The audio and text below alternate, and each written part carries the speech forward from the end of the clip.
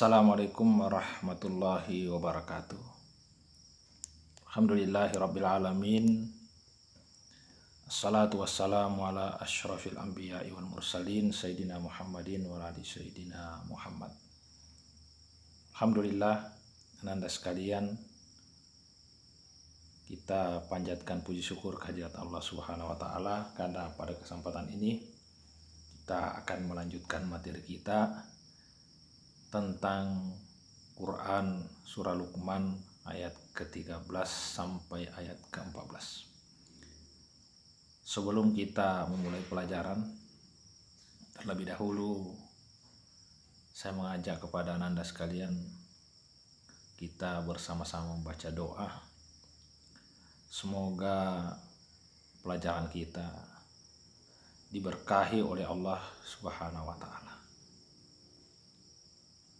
Doa dimulai.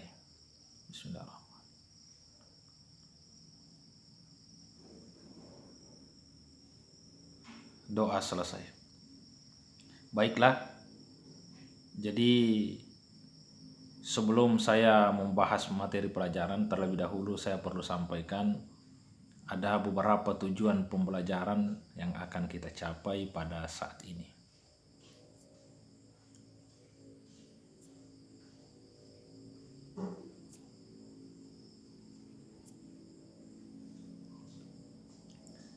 Ini yang pertama, meyakini bahwa agama mewajibkan umatnya untuk beribadah, bersyukur kepada Allah, serta berbuat baik kepada sesama manusia. Kemudian yang kedua, berbuat baik kepada sesama manusia sesuai dengan perintah Quran surah Luqman ayat 13 sampai dengan 14. Kemudian yang ketiga, menjelaskan cara membaca surah Luqman ayat 13 sampai 14 sesuai dengan kaidah tajwid. Kemudian yang keempat, mengidentifikasi hukum bacaan tajwid Quran surah Luqman ayat ke-13 sampai ke-14. Itulah tujuan pembelajaran yang akan kita capai. Selanjutnya,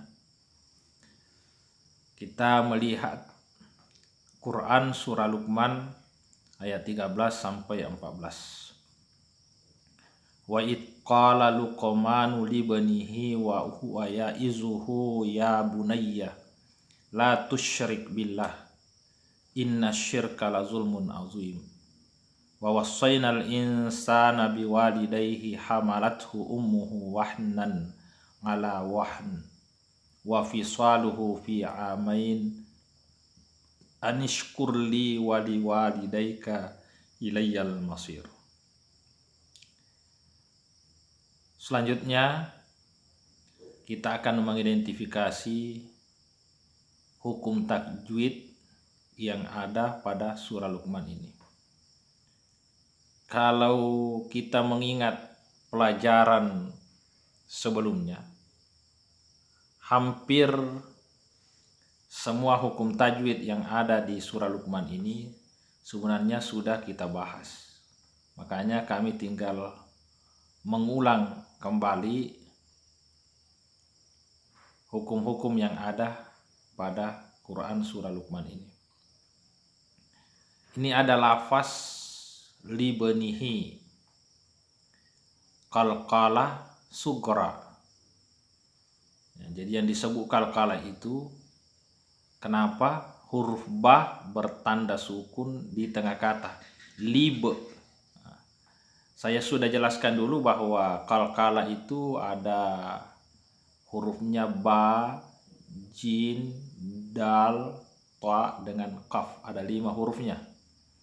Kalau kelima huruf ini kita dapatkan berada di tengah kata dalam keadaan disukun, maka disebut qalqalah sughra. Ya. Kalau dia di akhir kata kemudian digunakan berhenti, mendapat sukun disebabkan karena berhenti, itu qalqalah kubra. Saya kira sudah saya jelaskan dulu. Jadi yang qalqalah sughra di sini adalah lib. Kita baca lib, bukan lib tapi lib. Diperjelaskan, dipantulkan membacanya. Kemudian selanjutnya hukum tajwid yang ada pada surah Luqman ini, ya izuhu ya bunayya, mat sila kasirah. Ini agak baru, mat sila. Mat sila itu ada dua macam.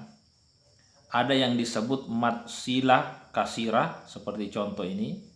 Ada juga mat sila tawilah. Mat sila kasirah adalah mat sila yang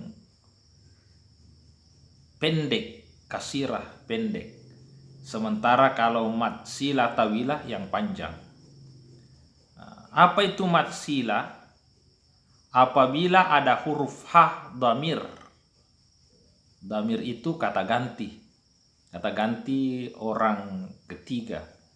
Jadi itu yang dimaksud di sini kata ganti ha, damir ha damir, yaitu hu. Hu. Jadi hu itu harus dibaca mat, dibaca panjang. Meskipun tidak ada tanda matnya di situ. Bukan dibaca ya izuhu, tapi ya izuhu. Kenapa dibaca panjang? Karena dia adalah mat silah. Kapan, apa yang membedakan kasirah dengan tawilah? Kalau sesudah huruf hadamir itu, hu itu, terdapat huruf alif, maka itu yang disebut tawilah. Tapi selain huruf alif, semuanya mat silah kasirah. Seperti ini, ya isuhu ya, berarti hanya bertemu dengan huruf ya, berarti dia adalah mat silah kasirah. Kalau contoh-contoh yang ada di sini banyak. Ya isuhu, ada juga contohnya yang lain. Ummuhu itu baru wah, berarti dia juga maksilah kasirah. Ummuhu. Contoh lain wa fisaluhu fi amain. Jadi semuanya dibaca agak panjang, tapi panjangnya kalau kasirah itu hanya dua harakat atau satu alif. Seperti mat tabi panjangnya. Tapi kalau nanti mat sila tawilah itu panjangnya sampai 2,5 alif atau 5 harakah. Jadi ya isuhu, hunya itu disebut mat sila. Kenapa? Apabila ada hadamir, ha yang bundar-bundar itu, kata ganti, ya, berharakah, didahului huruf berharakah dan diikuti huruf selain hamzah. Maksudnya begini, untuk menentukan hadamir itu mat sila atau bukan mat sila, lihat juga huruf sebelumnya. Kalau huruf sebelumnya berharakah juga, apakah dhamma, kasrah atau fathah, baru hu-nya itu berharakah.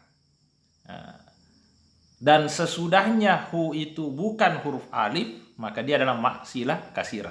Tapi kalau sesudahnya hu itu huruf alif, maka dia maksilah tawilah. Tapi kalau ada hadamir kita dapatkan seperti itu, ha yang bundar-bundar, tapi sebelum huruf ha mendapat huruf sukun, maka itu tidak termasuk maksilah. Atau sesudah hu itu terdapat huruf sukun bersambung dengan huruf sesudahnya, maka itu tidak dipanjangkan, itu juga bukan mat silah kasirah. Jadi intinya di sini diperhatikan damir itu apakah dia berharakah. Kalau dia disukun maka dia bukan mat silah.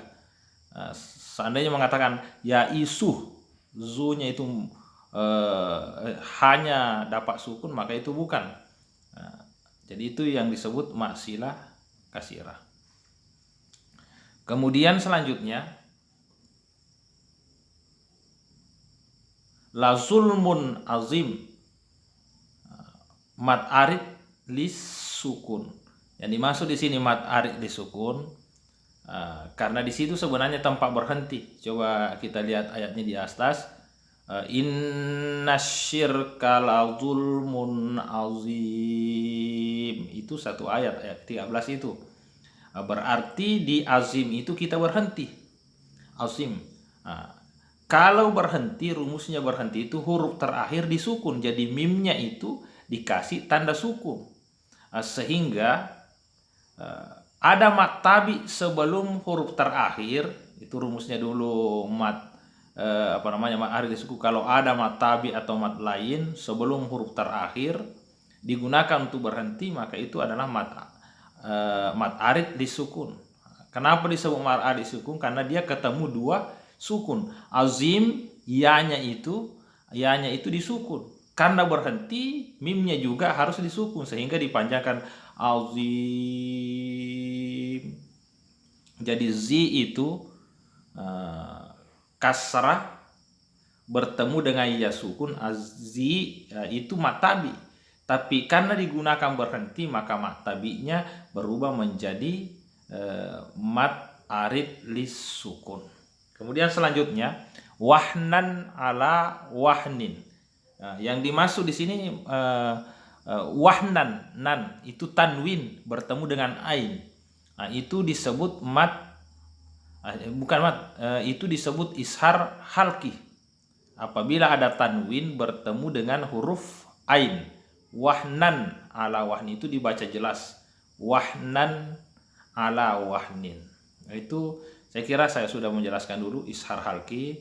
Ada berapa hurufnya itu apabila ada nun sukun atau tanwin yang berbaris dua, tun, tan, ting, itu berbaris dua, bertemu dengan alif, ain, goin, h3, kha dengan h, maka itu yang disebut itu disebut ishar halki. Selanjutnya ada dalam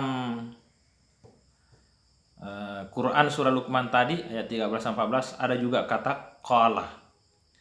Qala itu disebut mat tabi. Kenapa disebut mat tabi? Ada fathah bertemu dengan alif berdiri tanpa baris. Qa itu baru ada alif berdiri. Qa. Itu tidak ada barisnya itu alifnya, maka dibaca panjang qala, bukan kalah, tapi qala. Kenapa qa-nya panjang? Karena dia mat tabi. Kemudian mat layin. Ini mat layin, saya sudah kalau tidak salah pernah juga saya singgung. Yang disebut itu mat layin apabila ada huruf berharakah fathah bertemu dengan ya sukun atau waw sukun. Jadi ada huruf hijaiyah berharakah fathah bertemu dengan ya sukun atau wah sukun. Soy itu mat layin.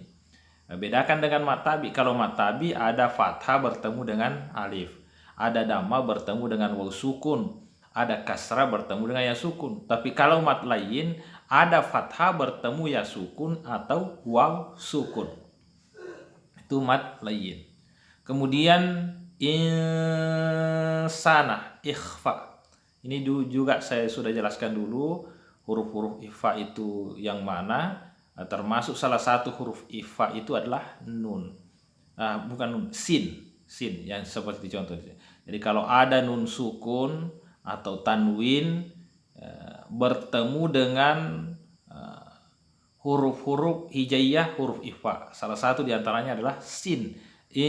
Maka itu dibaca ikhfa, samar dan berdengung. Seolah-olah dia akan masuk pada sah sana dan didengungkan. Kemudian selanjutnya wahnin wa fisaluhu idgham bigunna. Ini masih hukum nun mati atau tanwin, idgham bigunna. Rumusnya itu idgham bigunna saya juga sudah jelaskan ini. Apabila ada nun sukun atau tanwin bertemu dengan 4 huruf, ya, mim, nun dengan waw. Ya, mim, nun dengan waw. Kalau yang di atas di sini tanwin kasratain bertemu dengan waw, maka dibaca berdengung dan dilebur. Wahniu itu didengungkan, dilebur dan didengungkan. Saya kira itu hukum-hukum tajwid yang ada pada surah Luqman. Jadi saya ulangi dari awal di sini kita bisa deteksi hukum tajwid yang ada. Qalah, qa itu mat tabi karena fatha bertemu dengan alif. Luqa itu luqa, kafnya, kaf yang disukung itu disebut kalkalah sugara. Nah, sudah tadi saya sebutkan huruf-hurufnya kalkalah. Baju di toko, bajin dal to dengan qaf kalau mendapat sukun di pertengahan kata maka itu disebut kalkalah sugara. Luqa, nah, makanya dibaca luqa. Luqa, ma-nya itu juga matabi, fathah bertemu dengan alif. Manu. Kemudian libe, nah, itu juga kalkalah sugara. Libe nihi, hi-nya dipanjangkan sedikit 2 harakah karena dia adalah mad silah kasirah, dipanjangkan 2 harakah. Kemudian wa huwa ya izuhu, hu-nya juga agak panjang, bukan ya isuhu tapi hu. Kenapa hu-nya dipanjangkan? Dia juga maksilah kasirah. Ada damir berharakah dhamma di situ. Sebelumnya juga huruf berharakah dhamma juga, dan sesudahnya huruf berharakah bukan alif, maka dia adalah matsilah kasirah. Ya-nya itu juga matabi, fathah bertemu dengan alif. Bunayyah, la juga itu matabi, la tusyrik billahi. Nah ini billahi, kemarin saya sudah jelaskan ada lafzul jalalah, lam jalalah, tafkhim dengan tarkik. Tafkhim itu tebal, tarkik itu tipis. Kalau billahi berarti ini dibaca tipis. Kenapa dibaca tipis? Huruf sebelum Allahu itu berbaris kasrah. Nah, maka Allahunya dibaca tipis. Kalau seandainya huruf sebelum Allahu itu dhamma atau fathah, maka Allahunya dibaca tebal. Bi itu berbaris kasrah, maka lahinya juga menjadi tipis. Lam jalalah tarkib. Billahi, inna itu gunnah. Inna berarti gunnah, harus didengungkan. Kita langsung innasyirka, tidak dibaca alif lamnya karena alif lam di situ adalah alif lam samsiyah. Syirka la zulmun, la zulmun. Kenapa saya baca kedengaran n bukan ng tapi n? Karena dia adalah ishar. Ishar itu harus jelas. La sulmun azim, bukan la sulmung tapi la sulmun azim.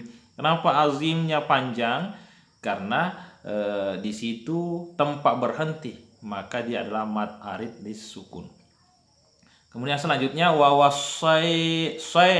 sayna tadi itu adalah mad layin, panjang juga agak lembut karena dia adalah mad layin. Wasainal, nanya itu bukan mad tabi, ada fathah dan ada alif, tapi alifnya tidak berfungsi karena langsung bersambung di belakang. Wasainal, bukan lagi wasaina, tidak panjang lagi. Wasainal, alif lamnya kenapa jelas terbaca? Karena sesudah alif lam i itu huruf qamariyah, makanya al insana berarti alif lamnya di situ adalah alif lam qamariyah, makanya langsung bersambung. Wasainal, langsung jelas terbaca. Berarti itu nun mati bertemu dengan sin. Nah, itu yang disebut ikhfa, harus dibaca samar dan berdengung. Insana. Kemudian biwalidaihi, wanya itu matabi, ada fathah bertemu dengan alif yang tidak punya baris, maka dibaca agak panjang 2 harakah. Biwalidaihi, dai itu agak panjang juga. Panjang itu namanya mad layin, ada fathah bertemu dengan ya sukun, mad layin agak lembut.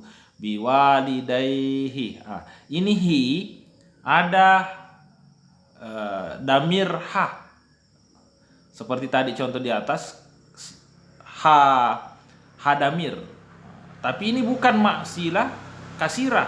Kenapa bukan maksilah kasirah? Karena sebelum huruf ha itu berbaris sukun. Jadi itu tidak masuk. Kalau sebelum huruf damir itu berbaris sukun, maka dia tidak dibaca panjang, hanya tidak dibaca panjang. Biwalidaihi, bukan biwalidaihi. Beda itu yang di atas tadi. Ya izuhu. Kenapa hunya panjang? Karena dia maksilah kasirah. Kalau ini tidak masuk maksilah kasirah karena huruf sebelum Allahu mendapat berbaris sukun, ya, berharakah sukun. Kemudian hamalathu. Hamalathu juga itu damir. Kata ganti hadamir itu adalah hadamir, tapi dia tidak termasuk maksilah kasirah. Dia tidak masuk maksilah kasirah atau maksilah tawilah karena sebelum hu itu berbaris sukun. Hamalathu, bukan hamalathu, tapi hamalathu karena dia berharakah sukun. Ummuhu. Kalau ini ini dulu mim. Ummu itu mim tasdid, itu juga termasuk gunnah. Kemudian ummuhu itu dibaca matsilah kasirah. Kenapa dibaca matsilah kasirah? Karena hanya berharakah huruf sebelum hadamir itu juga berharakah, dan huruf sesudahnya berharakah juga selain alif, sehingga disebut maksilah kasirah, agak dipanjangkan 2 harakah. Ummuhu wahnan. Itu nan dengan bertemu dengan ain itu disebut ishar khalqi. Wahnan, matiin. Wahnan alanya itu sebenarnya maktabi juga, meskipun tidak ada alifnya kelihatan, tapi sebenarnya iyah itu adalah alif di situ berdiri, sehingga dibaca agak panjang. Ala wahnin, nin dengan wah, itu idgham biguna. Wahniu itu idgham bila guna. Wahniu wa fi sanya matabi lagi. Wa fi saluhu, hunya itu maksilah kasirah lagi. Wa fi saluhu fi matabi. Matabi fi mai itu mai adalah mat lain. Fi amaini anishkur. Ini juga ra-nya ra tafkhim, karena ra yang disukun tapi huruf sebelumnya berharakah dhammah, maka agak tebal. Anishkur li itu juga matabi. Wali wa-nya matabi. Dai mat lain. Ilayyal masir. Sir itu adalah mat arid lis sukun. Saya kira begitu tajwid yang ada dalam surah Luqman ini. Saya kira hampir semuanya sudah dipelajari. Mungkin hanya maksilah kasirah dengan tawilah yang baru saya jelaskan, sehingga saya tidak terlalu panjang menjelaskannya, tinggal mengingatkan kepada Anda sekalian. Jadi kita bisa baca sesuai dengan tajwid, meskipun tidak baguslah cara lagunya, tapi kita harapkan cara bacanya, tajwidnya benar. Wa id qala luqmanu libnihi wa huwa ya'izuhu ya bunayya la tusyrik billah inna syirka la zulmun azim wa wassaynal insana biwalidayhi hamalathu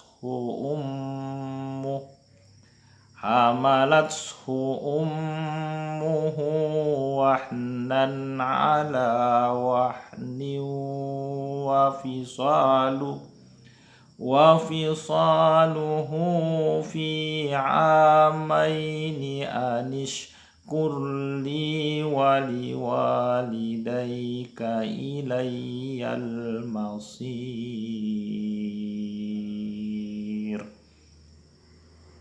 Saya kira itulah tadi tajwid yang ada dalam surah Luqman ini. Mudah-mudahan bermanfaat untuk Ananda sekalian.